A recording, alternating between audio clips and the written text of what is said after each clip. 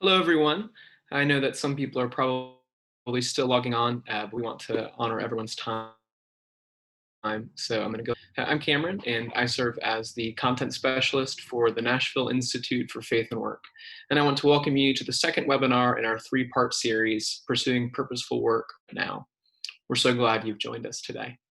In today's webinar, we will be talking about the building blocks of calling with NFW's Communications Operations Manager, Shauna Casino, President and founder of the VOCA Center, Dr. Chip Roper, and two more members of the VOCA team, Ken Kennard and Sarah Evers, who both consultants.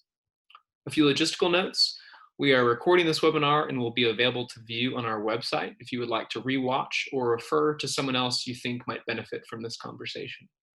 Please feel free to submit a question at any point during the web Q&A feature, which you can find at the bottom of your screen. If you have any issues or any comments throughout the webinar, you are also welcome to write them in the chat. I would like to now introduce you. Shauna is the Communications and Operations Manager at NIFW. A native of Northern Michigan, Shauna earned a Bachelor and Master of Arts in Communication from the University of Cincinnati. She spent her education studying corporate, interpersonal, and strategic communication. While in graduate school, Shauna taught public speaking and had a research article published in the Journal for Sports Media. Following graduate school, Shauna moved to Metro Detroit to serve as the Director of Communications and Development for a public and political relations firm. And then in March in 2018, she filled to be a part of a growing city. Now I'm going to hand it over to Shauna, who will start the discussion on the second webinar of Pursuing Purposeful Work Right Now. Thank you, Cameron. And again, welcome to everybody. I'm Shauna Kuzno, and we're so excited that you've joined us today. We know that a few of you were able to be a part of the webinar last week, and then there's several new names popping up. So we're so glad you're here. I just want to give a brief overview of who the Nashville Institute for Faith and Work is. So the Nashville Institute for Faith and Work helps equip, connect, and mobilize individuals and groups to integrate their Christian faith into their day-to-day work in a way that brings about human and organizational flourishing in Nashville and beyond. And one of the ways we do this is through webinars like this. So we're so glad you're here for this conversation. We're going to start our webinar with some polling. And if you were here last week, you'll recognize some of these questions, but we just want to really understand well of who is in the audience today.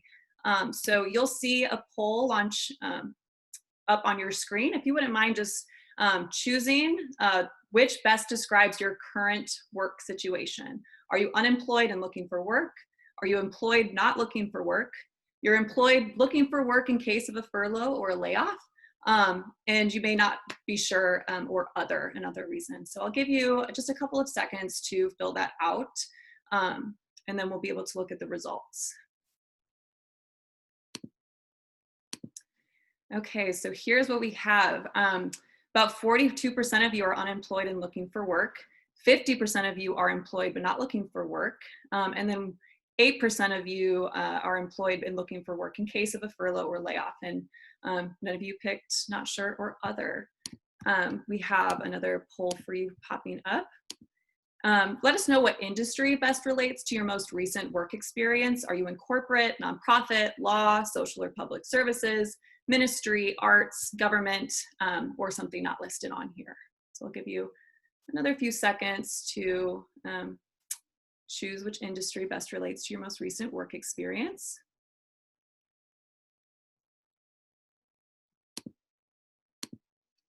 All right, so most of you are in the corporate industry, so 43%. We have 7% in nonprofit, 7% in law, 7% in social or public services, 14% in ministry, nobody in arts, 14% in government, and 7% that is not listed here. All right, and then if you wouldn't mind filling out this third poll, how has your work changed as a result of COVID-19? Maybe it's become busier or more demanding. Has it slowed down or stalled? Have you been furloughed or laid off? You were seeking a job before COVID-19 and have been met with hiring freezes. You were hired at and started a new job during COVID-19, or something else that's not listed. Give you another couple seconds.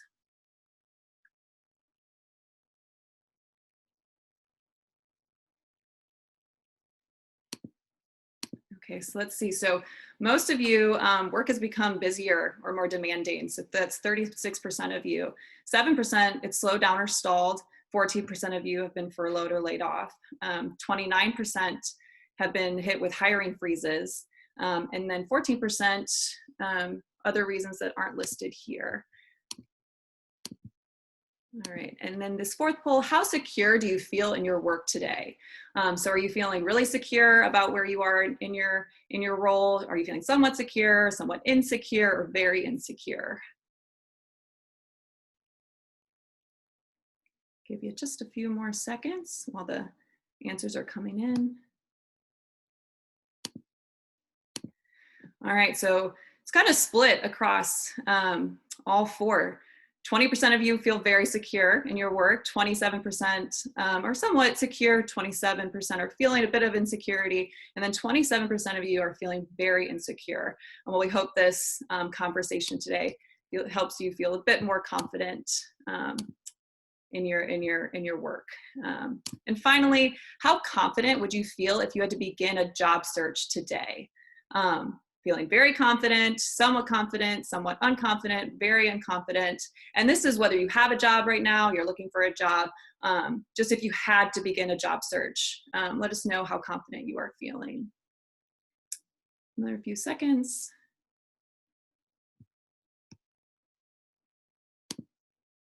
All right, 6% of you are feeling very confident.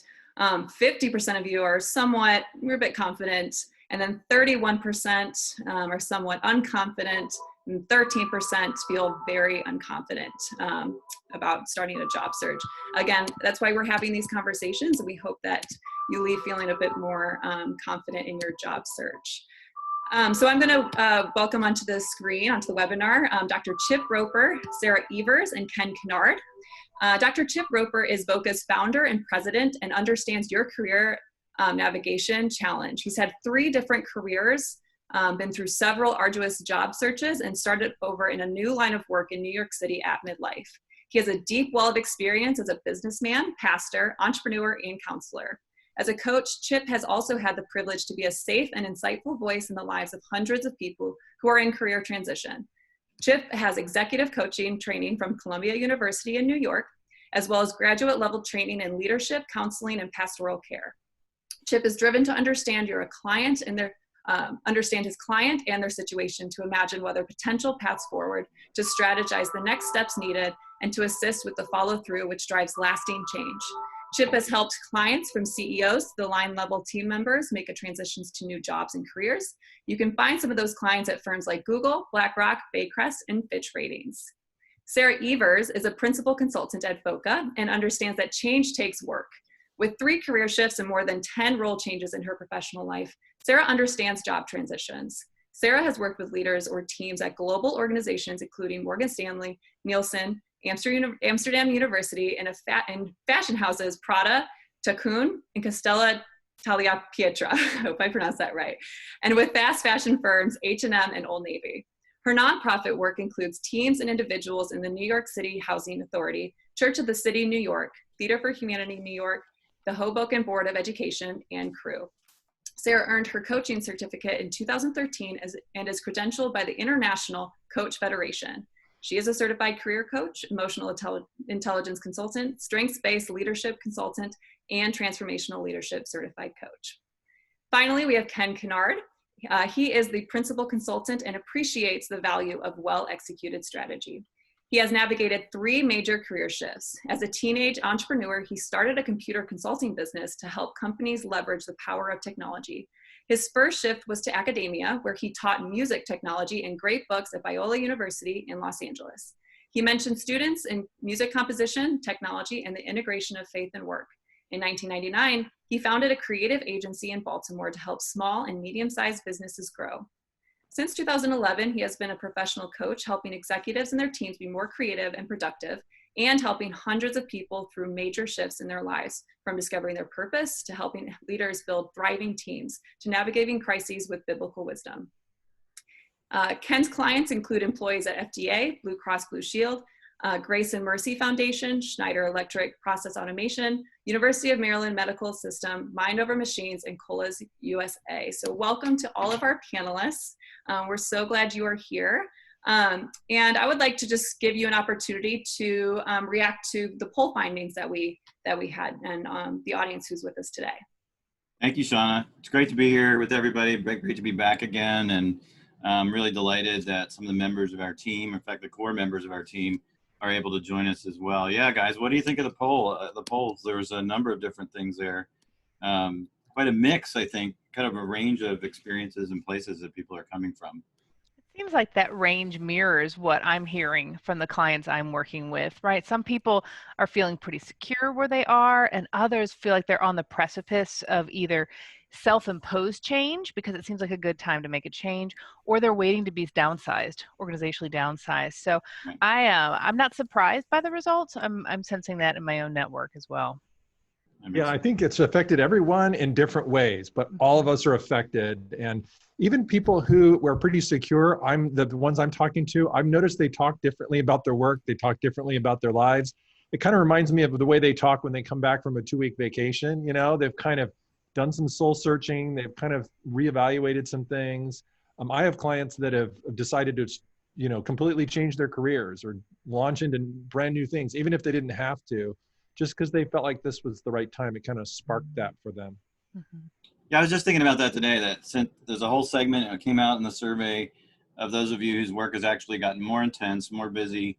You're spending more of your life at work, which could actually spur you on to think, is this really what I'm supposed to do? Is this really what I want to do?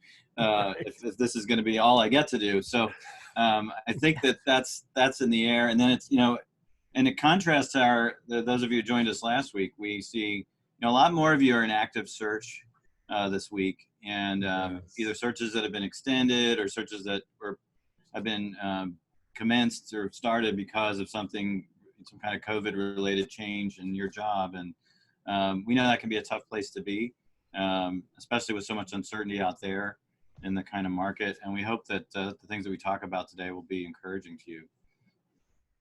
Any other thoughts, guys, on poll results?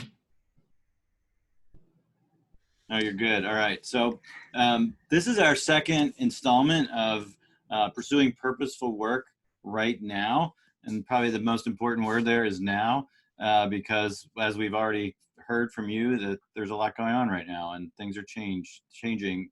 It's hard to imagine anyone whose work hasn't changed in the last 90 days as a result of COVID, and now the reopening from COVID, which is in fits and starts and different in different cities, different industries, different companies. So it's a strange time, and it's an uncertain time. And last week we talked about how we can find a sense of stability through calling. This idea of calling being the invitation and summons of God, first to Himself. Our first calling, our first tier calling, is always into a relationship with God through Jesus. It's not to a task.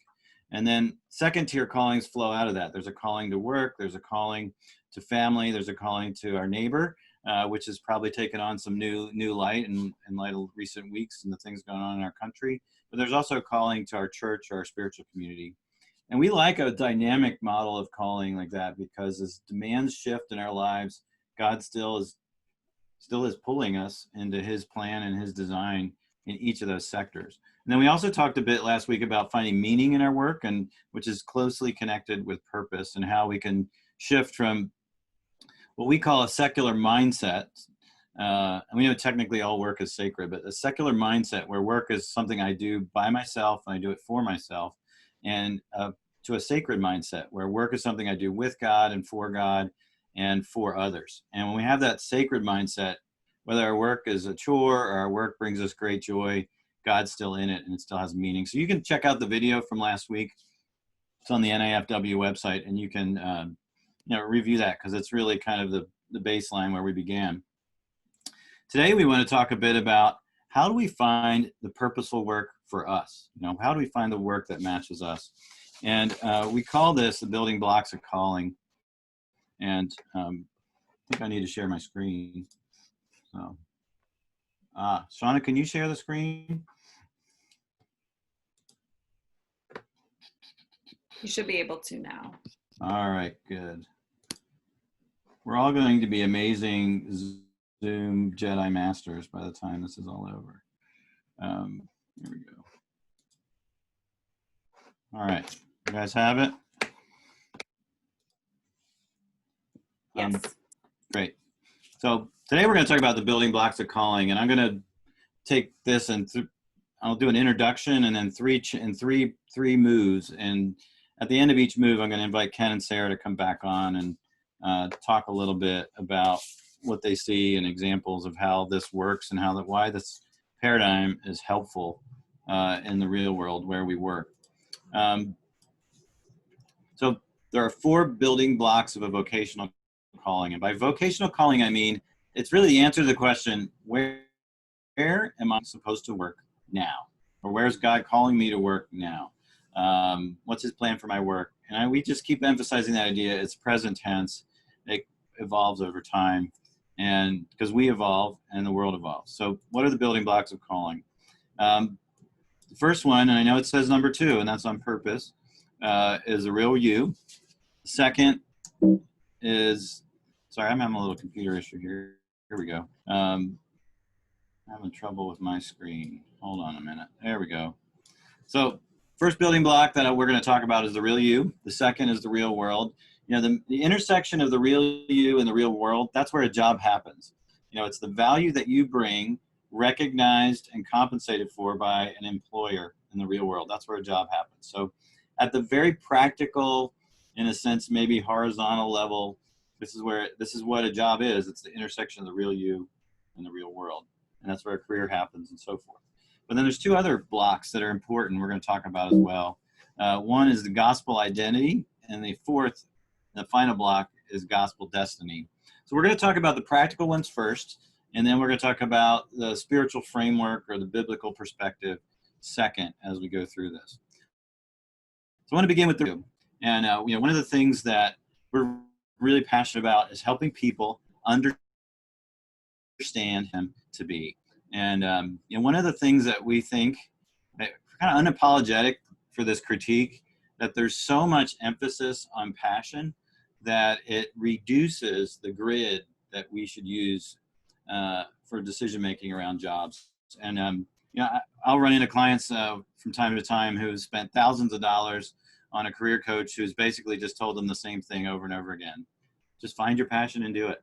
And we think there's a more robust way of thinking about vocational calling. And there's 4 parts actually to it. The first has to do with your abilities. These are the things that you are naturally built to do well. Sometimes we call it talent. And it's number 1, because we think this is the foundation for your vocational calling and for sustainable work that brings value to others and joy to yourself. And it's just the foundation for us, we think, in the model. We think your abilities can be objectively measured, and we can walk you through a process to help you systematically have those abilities affirmed. And so we're moving way past the just be or do what you want and helping you understand that, you know, there's some things you really can do and some things you really probably can't do.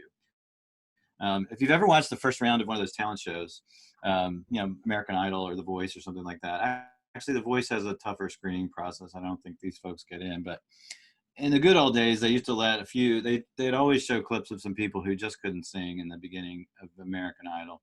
And, you know, sometimes those people would go on to fame, but it was fame for not being good singers.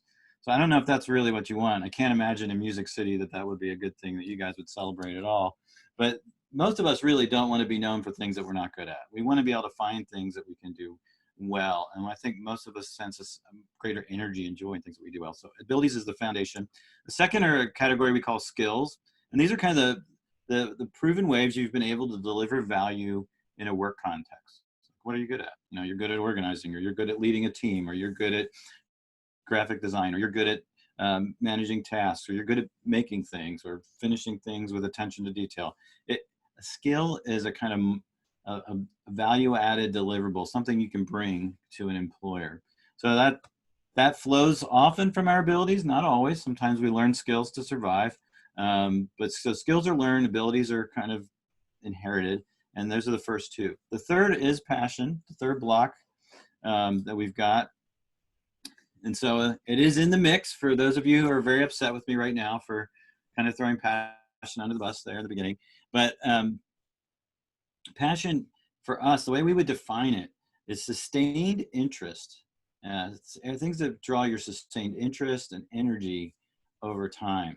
Because I don't know about you, but there's been things that I've wanted very passionately, or things that I thought if I had that or achieved that, I would be satisfied and it would be great. And only to find out that I was wrong, that once I got the shiny thing that I wanted, it wasn't so shiny. And so we think passion's important, particularly when you have multiple options. Go with what you're passionate about, absolutely. But it's not the be all end all for this. And then the final piece on the real you side has to do with what we call boundaries.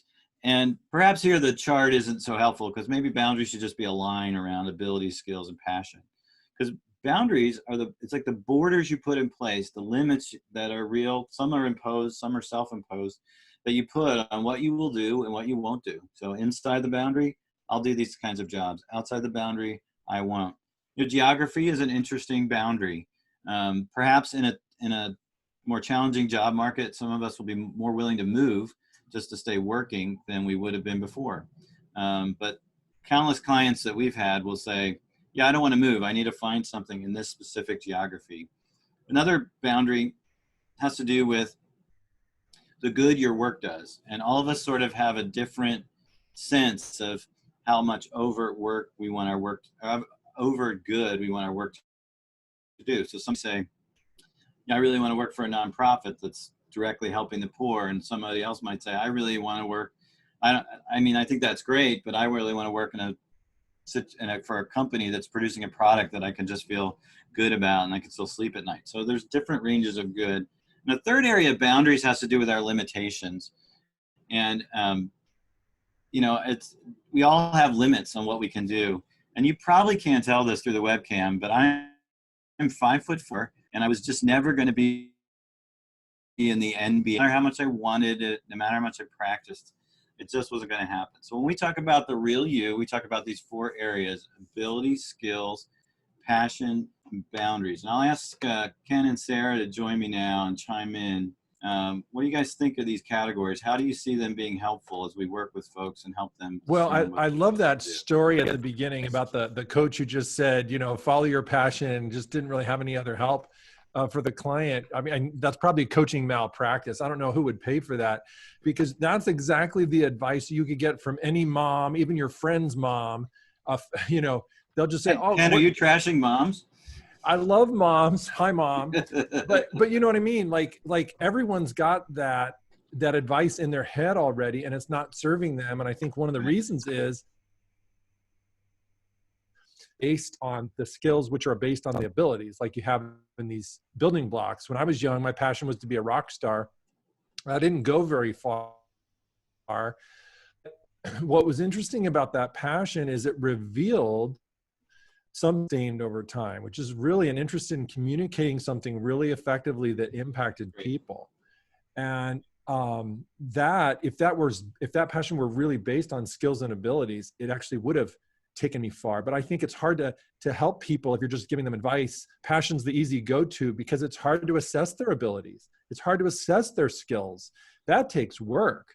And so I think when people say, what should I do? People are just throwing out the easy go-to, do what you love and you'll never work a day in your life, which is so unhelpful and not even that true. Yeah. I also think that we've been given these abilities, these talents, and we need to steward them. And by stewarding them, it means developing them, giving them opportunities to grow. And so just because you have a natural ability doesn't mean you just sit on it. And so we need to be able to take these raw talents that we have that start off in these immature states and grow them into maturity by adding knowledge, skill, and practice, use, experience to them, so that they grow into this mature state and it becomes something that we can offer as a solution to a potential employer's problem. That's great. And that's a great, actually, Sarah, that comment is a great segue into the next segment, because there's the real you side, which is built up of these components, but then there's also the real world side, which is where the real you is a solution to an employer's problem. Um, so let's keep going, guys. We'll come back to the chart, and you can make further comments when we do. So let's move to the real world side of this building blocks diagram.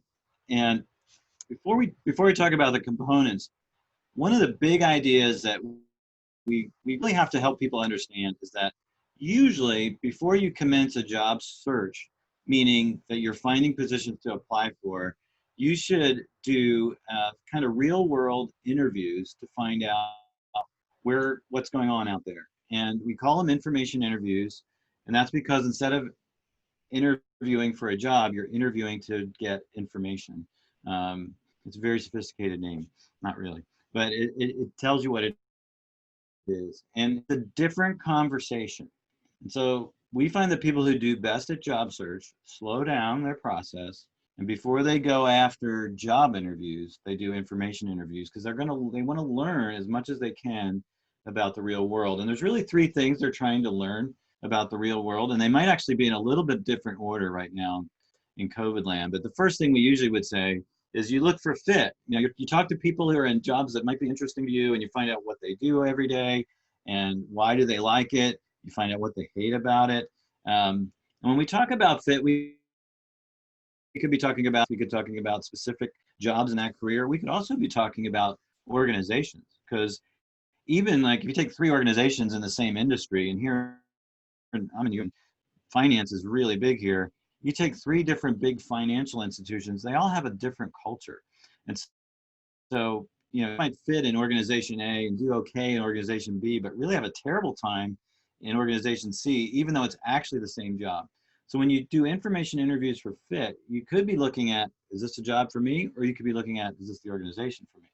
The second piece of this is what we call opportunity. And this is probably the big one right now, as the world is sort of digesting and metabolizing and emerging from COVID. It's about opportunity. Where is there opportunity? Where's there emerging opportunity? Where's there growing opportunity? Time goes on. And the metaphor that I tell people this all the time. You don't want to jump onto a shrinking iceberg, because if you jump onto a shrinking iceberg, you're going to be swimming. In other words, you don't want to do all this work to get a job in a company or an industry that's fading out. And that can be tricky to determine. People have, for instance, sort of signed the death warrant on big box retail, and then Macy's is actually doing really well in some of its markets, and their stock was going up the other day because their sales are actually ahead of what they thought. And so, you got to do your homework. And that's where that real world conversations help. But the bottom line is you want to look for opportunity. You want to look for where are more and more people going to be paying for more and more people to work. And that's what you can learn through. You can do some internet research on this too, but conversations are a great way to do that. And so the third piece of the real world has to do with steps. And this is where it gets personal. So let's assume that you've had these conversations and you've gotten to talk to some people, and you've landed on you're pretty convinced that this specific job would be a good fit for you, a reasonable amount of opportunity. It's not a dying industry or a dying company.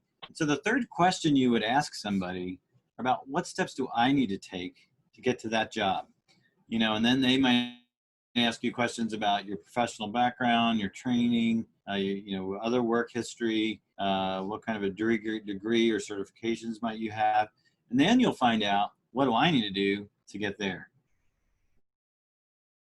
Ken and Sarah, what do you think? This idea of pushing out into the real world to discover things that fit, things where there's opportunity, and then learn the steps.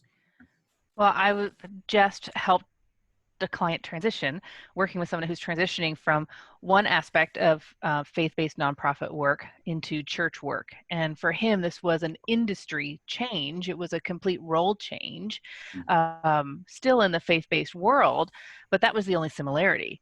And so before he made that jump, we did a lot of coaching on what is that culture, especially in that organization he landed in. But he was looking at all several churches and to explore the culture and go on informational interviews to figure out, was he a good fit there?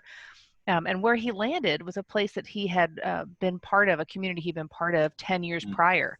But 10 years is a big gap, and lots of cultures changed there. So then he had to go and interview people he knew to find out, how had the culture shifted since he was last there? Would it be a good fit? That's great. That's a great example. Yeah, and Chip, you touched on this a little bit, that you know, in COVID land, what's more important, the fit, the opportunity, or the steps? You know, you not only do you not want to step onto a shrinking iceberg, you also don't want to wait for the ideal job so long that you have no job, you know, for the next 2 or 3 years. It might be okay to adjust your expectations and say, look, I'm going to be employed. and even if it's not ideal, even if it's not my perfect sweet spot, Yeah. you know, your perfect sweet spot might come along in 2 or 3 years. Wouldn't it be nice to have income during that time? You And know? to choose to be happy, right? You said, I'm Yeah, going to be happy. Like there's a choice to be right. grateful for the role that we have. Yeah, I, and just embrace the that it offers. What skills are you developing? What relationships are you developing? Mm-hmm. What contributions are you making that are really needed? How are you really helping people? There's real, I don't know, there's real satisfaction in just doing stuff that needs to be done and getting through the crisis. So I think that, you know, especially young people, I hear, you know, how perfect a job has to fit them, and it's got to light all their lights and ring all their bells, and you know, they think that job is going to be this ultimate answer to all fulfillment questions. And it's just, I kind of feel like, you know, I just want to say to some of them, you know, you might just need a job right now. right. And that's kind of where, that's great. I love that. So waiting for the perfect iceberg is just as dangerous as jumping onto a shrinking iceberg. Exactly. And, you know, I think that, I think that's fair, and it may come out in some of the Q&A, but, you know, this could be a season, it probably is, where, you know, kind of living to fight another day, Yes. just getting through it is winning. And you know, we talked about this some in last week's webinar. No matter what work you're doing, there's value in it. Like God has something for you to learn, people for you to touch. It's not an all is lost situation if you have to work in a job that isn't your dream job. So that's really good. Well, let's talk about sort of the last big component of our chart here, which are the two gospel points. So we've got gospel identity and we've got gospel destiny. And they're positioned at the top, the bottom and the top, because they really are meant to kind of enclose the whole thing and to be the sort of security that we hold on to as we deal with this ever-changing dynamic between the real us and the real world. Because you're always going to be evolving, and the world is certainly always being disrupted. What's the gospel offer us? And the first thing I wanted to share is this idea of identity, that it gives us the secure, stable sense of self that is not defined by our work. And I could say that to you, and you can write it down or listen or go back and replay the webinar, but it's really, really challenging for many of us to not define ourselves by what we do. I mean, it's how we introduce ourselves to each other.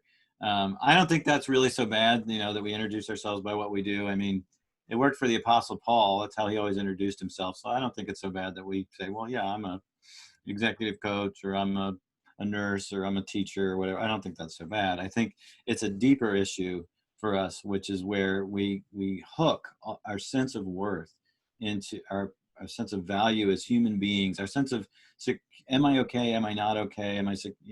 All of our security is based on our jobs and how well they're going. And, you know, there's a verse, it's in 1 John chapter 3, where John, probably Jesus' closest friend, closest disciple, says, you know, we are the children of God, and that is what we are. The world doesn't understand it, but we are God's children, and what's going to happen for us has not been completely revealed, but here's what we really know. We are his. And that idea that we're God's children, that ultimately then he's responsible for us, not we being responsible for ourselves, it can really liberate us from the assault that our souls can experience when we go through job transition and jobs insecurity. You know, Tim Keller has pointed out, I think really eloquently, that Christianity is the only way of living and thinking that offers us a received identity. Every other identity in the world is an achieved identity. So, the ancient identities and traditional identities, you achieved a sense of standing by living up to the expectations of your family or living up to the expectations of your tribe or clan. And in our modern world, many of us have pushed that off. And what we do is we achieve our identity by living up to our own standards, which unfortunately are always, and so a lot of us are very fragile, Tim says. And I think, what Jesus offers us is something very different. He says, I'm going to offer you a received identity, that when you embrace the gospel, when you embrace what God has done for you in his son, Jesus, you are his child, his daughter, or his son, and your sense of self, the definition of who you are, is actually solidly established for eternity. So we think that's really huge. It's really massive in terms of its ability to anchor us in a job search situation. And it doesn't mean that we feel that every day, but it gives us something a very, very secure place to come back to over and over again. So that's gospel identity. The second idea there, which is building block 4, is gospel destiny. Gospel destiny, destiny has to do with the future and where are we going? And, that's job transition mode. We're afraid about the future. We may be afraid I'm not going to have enough income, or this is my financial plan is taking a hit. Or we may be afraid I'm going to have to do something that makes me miserable. I'm not going to be able to find my perfect iceberg, my dream job. And, I'm just doomed to be miserable at work or less than fulfilled. But it's about the future. And, the gospel has something to say about our future at work, our destiny at work. And this comes from Ephesians chapter 2, verse 10. Ephesians 2:10 says that we are his workmanship, his masterpiece. Actually, the Greek word is poema, it's poem. So like this creative work of art. We're God's work of art. He's working on us. And it says he's created us in Christ Jesus to do the good works that he planned in advance for us to do. That he's already planned for good work, for you to do good work. He's planned it in advance. And so there's already a destiny for you that includes good work. And we would argue adamantly that the good works he's planned for us has to include the activities of our daily work, which is where we're going to spend more waking hours than any other place over the course of our lifetime. And so God has promised already, his destiny for you and for me is already set, that he's got good work for us to do. Maybe that good work right now, if you're in the middle of a search, is searching. It's doing the good work of learning how and being disciplined to search really well in a spirit of dependence. And eventually it's going to express itself at some kind of place of employment, some sort of situation where, you're serving customers or clients or making something or providing a service and that kind of thing. But it's promised. God has good work for you to do. He's planned. And it's something that we've talked about and among our team at different points is just, he's the caller. It's his job to give us our assignments. It's his job to reveal our assignments when it's time. And it's our job to seek those assignments diligently. And, when we get our marching orders, so to speak, just to lean in and do it.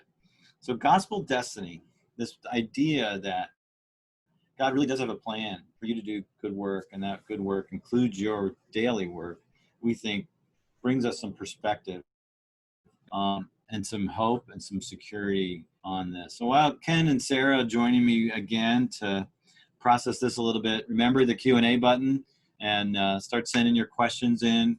We're going to open it up to questions here in just a minute. Well, Chip, you had talked about that idea that because God has good works that he prepared in advance for us to do, that we should walk in them. Sometimes our vision is so myopic that we think the good work he prepared for us is the work that we want to do, or the work we were hired to do in an organization to carry out our role. Well, sometimes that work is actually kingdom building work that isn't necessarily corporate building work, but it's to influence the people around us with a righteous perspective. Especially now when I think of the challenges we're in right now with race relations, being able to go in as an anti-racist, being able to speak up for people who have been oppressed and to speak for what is right and righteous and just in God's sight. That is kingdom work no matter where you are. So I think when we get so focused on just the work of our hands, we forget the work of the kingdom that God's calling us to be embedded believers in corporate culture and to spread the kingdom values. His Yeah. plan's bigger. That's good. Yeah, and the truth is, when we're looking at our work, we don't really have God's perspective, of course. We don't always see the big picture. So I really resonate with Ashley's question in the chat where she was talking about, like, how do you know that all these things will even add up to a job, right? She's got different skills, different abilities, but is it really adding up to anything? I remember when I was working at Biola, I was given the thankless task of reading all the papers from the Honors Institute and helping all these students learn how to write. And I just thought, what am I going to do with that skill? Like, it doesn't add up to anything. It's not helping me anywhere. I just don't get it. And it was hard. It took a long time. Years later, I found myself at a creative agency where I'm working with creatives. And what was I doing? Helping them with their creative writing and their creation. And I was like, wait a minute, I've got a strong muscle there. How did I develop that? Oh yeah, God was working on that 10 years ago. And I can bring that out, and it did kind of fit my job. I didn't see it at the time. So I think it's, God's not going to always tell us everything we want to know about the craftsmanship that he's up to, but it may be a lot more clear in hindsight. Yeah, I think he hardly ever tells us much in advance. It's like No, it's just the right enough. time, right? Yeah, it's just enough to get to the next step. And Yeah. how can we be secure in the midst of that sort of ambiguous process? We want to know how the story's going to end. The 30, 40-year story of our career, how it's going to end today. It's just like, when did we ever tell people that? Like, not very often. It's 11th hour provision, right? Yeah. We were looking at the clock, waiting for the timer to go up. He invented just in time, way before the Japanese manufacturers did in the 50s. Totally. Yeah. And how did he lead people in the Bible? He says to Abraham, go to the place where I will tell you. He's like, where's that? Yeah. I don't see that star on the map, Lord. Yeah. Wait a minute. That's right. That's great. Well, let's go to some questions. Yes, there's a question from Jessica. She's asking if one of you can think of an example of someone you have coached who did jump into something that's not as ideal while still thinking through and looking for a better fit. I have two, actually. Same story in a sense. Two clients that thought they needed to make a change and then decided to stay put because they realized two things. One, that where they were wasn't as incongruent with who they are as they initially thought. And the second was, it was better to wait. So one guy was in a financial role, and he was thinking about, like, he was a trader, and he was thinking about going into fundraising for some kind of a Christian mission that he felt really good about. And it's a pretty big change to go from a big bank in New York City to a nonprofit. And so he went through a really slow real world exploration where he volunteered to do that for some people. He also did the math and realized that if he stayed at his current job for a couple more years, he wouldn't actually need to make as much money from that future job. And so that's just an example of somebody that found it better to wait. I've got the opposite example, Chip, where somebody wanted to move from nonprofit, faith-based work into secular work. And she's in that process right now. And she doesn't know what she wants to do, but she's got to get out of the nonprofit she's in. And she needs to pay her rent. So she's looking at less than ideal because she has no idea what ideal is right now. So she's looking, and she's aware that the next job she gets, it's kind of like it's just a temporary, it's less than ideal. It's, oh my goodness, what do we call that when people are dating? It's my rebound. It's her rebound job. It's a rebound. Right. So she's aware of that, and she's okay that the next role she takes, it doesn't have to be ideal. It doesn't have to be as high up the ladder as she would prefer. She'll have time to explore that when she knows her financial needs are being met.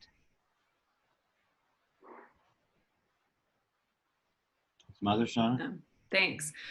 Just going back to kind of the skills and abilities and ideal and unideal. Someone just came into the chat, which I think is a really hard but a really good question that other people might be feeling. Someone took an unideal job, but they got fired because the organization didn't think they're working hard enough. Does it make sense to take another unideal job if, with the fear of possibly getting fired again, with, her past experience? I think this is a really hard question, but I think it's important to address. It is. And I think there's a couple things going on there. One, the not working hard enough, that is an issue that needs to be explored. Right. And I don't know if there were disciplinary conversations or discussions along the way, but understanding what does it mean to that organization that they were fired for not working hard enough, that's pretty key. Mm-hmm.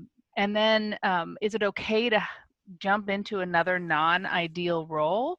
Again, it depends on what are your circumstances. If you need to put food on the table and keep a roof over your head, then maybe you need to take the next opportunity that comes your way and deal with those issues that got you fired from beforehand and figure out what are those were you not working hard enough because of some skills or ability or time management or understanding, like the communication in the corporate culture?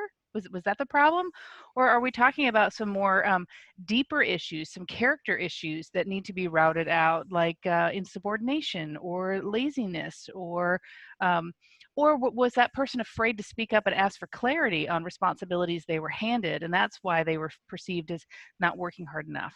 Yeah, I would add to that. That's good, Sarah. I think we need to make a distinction there between taking a job just for now that's temporary and showing up to work and kind of mailing it in. I mean, if you took the job, you really owe it to your employer to like do the job, So you can't just say, oh, I don't care about this job, I don't want whatever, and just not perform. I think you have a moral obligation and a duty if you take the job to do the job. And that means working heartily for the Lord, not for men. Amen. It means, Amen. it means, out of gratitude for what God has done for you, offering your body as a daily work sacrifice for his glory. And that's on you. Like that's the worker's responsibility. Don't shirk from that. I don't know that was involved here. We need to dig further, but that's what comes to mind. Yeah, we don't know the context. We're just responding to the text that we got, that we heard. So we don't mean anything to the person who posed the question, but just some opportunity to reflect. There is some exploration to do about not working hard enough. What does that mean? And then what are your immediate boundaries, as Chip talked about in the real you part? What are the immediate boundaries that are driving the need for a next role? If you've moved in with mom and dad and they're happy to let you live rent free and you have nobody else who needs food and mom and dad are paying for food, then maybe you don't need to jump at the first thing that comes along. I would say ideal to me, less than ideal means you have some skills where you can actually do the basic requirements of that job. It just doesn't bring you a lot of joy. It might not match with some of your hardwired abilities or passion. So it's like, you still have a capability. Like Ken, you could probably do IT work. Like you could probably do IT installation, but that's not what you want to do. Like you want to do design and creativity and coaching and that kind of thing. And so if you had to support your family, you would do it and you could do it well. But it's just not kind of your idea. That's what I think of when I think of a less than ideal job. Mm-hmm. And I encourage you to, sorry, Sarah, just to go back and rewatch webinar 1 where we talk about chore work versus treehouse work. Chore work is going to be hard regardless, even if it is treehouse work. It's just a part of how work is cursed. But there's just some tasks that you're going to have to do that are, even if it's the ideal job, that are really unideal to work on. That's good. That's good. What else do we have in our queue here? Yes, we have another question. How would you define a talent and where does that fit into these building blocks, if at all? Is that the same as abilities? So we would kind of say it's a hardwired natural ability. And at least in our framework, we don't distinguish whether it was nature or nurture, whether it was just what God made you this way when you were born or God formed this in you through your upbringing. One of the tools that we use, it's in the program we're going to talk about here at the end, the Highlands Ability Battery. measures your abilities, and that, from the science behind that, we think that your abilities are pretty locked in by the time you're 15 or 16. So it's Yeah, not something that changes. and I would use the musical analogy to show the difference between an ability slash talent and a skill. We can measure how musically talented you are, how well you can perceive pitch, how well you can repeat melodies and rhythms and that sort of thing. But we can't tell how many hours you've practiced piano, right? Have you actually turned it into a skill or not? That's a separate question. So I think of talents and natural abilities as being synonymous. They're kind of at that same hardwired level. And then the skills, what did you do with that? Did you make it into anything? Can you help anybody as a result? That's great.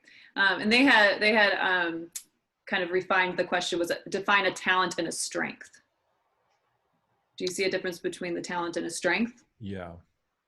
Sarah can speak to that. Yeah, I would say a strength is something that you've maybe developed. A talent would be something that God has poured into you. I think there's a lot of similarity there, but whether it's a talent or a strength, it's something that you've got expertise in and something that needs to be stewarded and developed. And again, it's that whole idea of taking something from a raw state to a mature state by adding skill and knowledge and expertise or experience or use to it. There is a responsibility to develop it. I think oftentimes we think either I'm naturally good at this, and so I'm awesome, and I'm in the MBA, and we forget that whole idea of practice and repetition and using something to refine it. That's awesome. Thank you. And we'll do this last question because we are running out of time. What's the best advice you would give someone who is trying to prepare for a move from a long-time corporate career into nonprofit ministry? And what's the biggest mindset change they will have to face? Well, I would say business to church is further, usually. And because I think nonprofit ministry is often this hybrid between kind of a faith-based work, church environment, and corporate. So there's a little bit, but I don't know. I think you gotta slow down in terms of pacing usually, I think, and there's probably some other things. What do you guys think about that question? It's a great question. Well, I immediately think often there's a very different culture shift that's You happening smiled, there. Sarah. You smiled big time at this question. Yeah. I did, because I've helped lots of people in transition in and out of nonprofits. The big issue here tends to be there are a lot of assumptions in nonprofit culture, and a lot of that is identified with the founder, which happens in small businesses as well, small and mid-sized businesses. But depending on how big that nonprofit or that ministry is, it's often wrapped up in who the founder is and in their temperament. And so my big advice is to go in as a learner, to go in incredibly curious, and even before you step foot as a full-time employee there, to learn as much as you can about the founder and the corporate culture, because people are going to do things that you would say, oh my goodness, in the corporate world, we wouldn't do that. We wouldn't do it that way.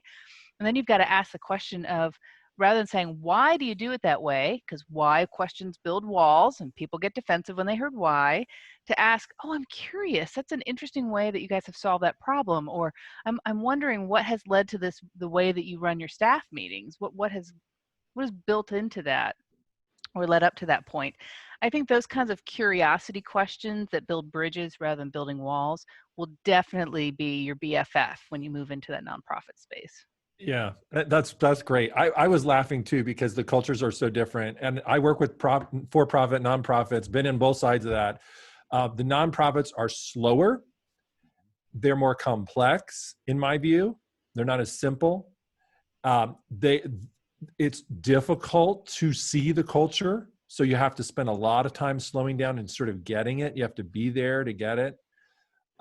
Prepare to bump into things. And you will discover the culture by making mistakes. You don't know that we don't do that around here until you do it. Right. Interesting. Good stuff.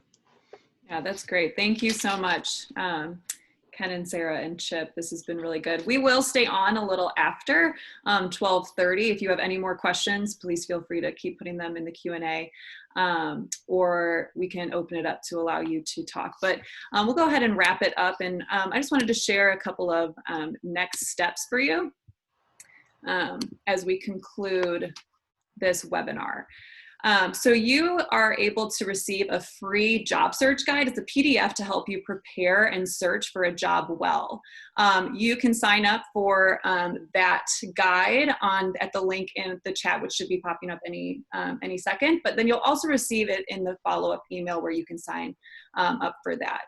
And then we also wanted to let you know about a new program that's going to be coming in July called the Career Navigator Job Search Training. And so if you're familiar with NIFW, you may have heard of our career discernment program, and that's one-on-one coaching, going through different assessments, working with Dr. Roper or Ken, getting more clarity on your career. And so this is a really unique opportunity that VOCA has created to create it kind of the career discernment program, but in a group setting. So there's going to be 10 sessions of virtual group training with the live coaching. It's going to include an online learning platform to help you keep track of your tasks and projects. And what's really beautiful about this that's different from other career coaching programs is that this is really going to help you understand kind of that faith and work integration, because they have 9 biblical wisdom segments woven throughout the experience. The cost is $4.99, but the first 5 to sign up will receive a discount.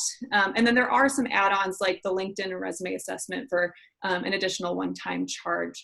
That date and time of those sessions are to be determined, because we want to make sure that it works for all those who are interested. So if you are interested, you'll go ahead and choose kind of what days and times work best for you, and we'll let you know what's decided. But I just wanted to hand it back to Chip and Ken to maybe expand upon kind of the information about this group training.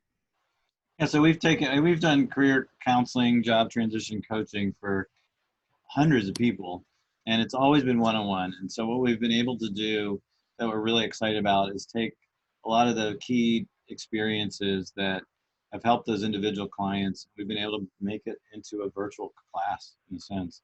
But sometimes when we think of a class, we think of information, and all of us know that getting information doesn't equal transformation. And so this is really an active learning process where you're going to be doing things all the time. We've got the virtual cloud platform that'll help you stay on track with experiencing things, trying things, redoing things, giving each other in the cohort feedback, that kind of thing. But it's really a tremendous way to offer really best practices and best learning experience type things at kind of an incredible price point. Ken, what would you add? Yeah, and we do it all in 90 days. So, 10 sessions spread throughout the next 3 months. You may learn as much from each other as you do from the coaches in the curriculum, but we've done our best to distill a large amount of information into just the essence. We've also tried to make it more affordable so that people who are struggling for work can still make an investment. Of course, what better investment to make than your job, which is going to return huge. Getting the right fit is something we care a lot about. And there's no reason to just, go out without a plan, take the first idea that comes to mind, or just not represent yourself well. We're going to look comprehensively at what is your message? What do you know about yourself? How can you know about yourself and your message to use the best practices to get the right kind of opportunity? So we're kind of excited that you guys will be joining us for this, because it'll be fun to do it as a group, and it'll be fun to do it in a way that really achieves results in a short amount of time. Good. That's great. Thank you. So if you want more information about that 10-session group training, you can go to that same sign-up link that you go to for the free job search guide, which it will also be in the follow-up email. The last thing, we just would really appreciate your feedback on your experience from today's webinar. So there's a link to a survey going in the chat and then also in the follow-up email. If you wouldn't mind just filling that out, we would really appreciate it. And if you have any questions about anything that was, of any of these next steps, please email us at info@nifw.org. Again, thank you so much to our panelists for today, Ken Kennard and Sarah Evers and Chip Roper. This was just such good and thoughtful information. And we want to invite you to come to next week's webinar. It's the final webinar of our 3-part series. We're going to be talking about the prepare, search, and land for your job search. And it's going to really meld well with the job search guide. So we hope you'll join us June 17th at 11:30. If you would like to stay on and ask any more questions, please feel free. But we just want to thank you so much for joining us today. Great. Thanks, Shauna. Yep. Thank you.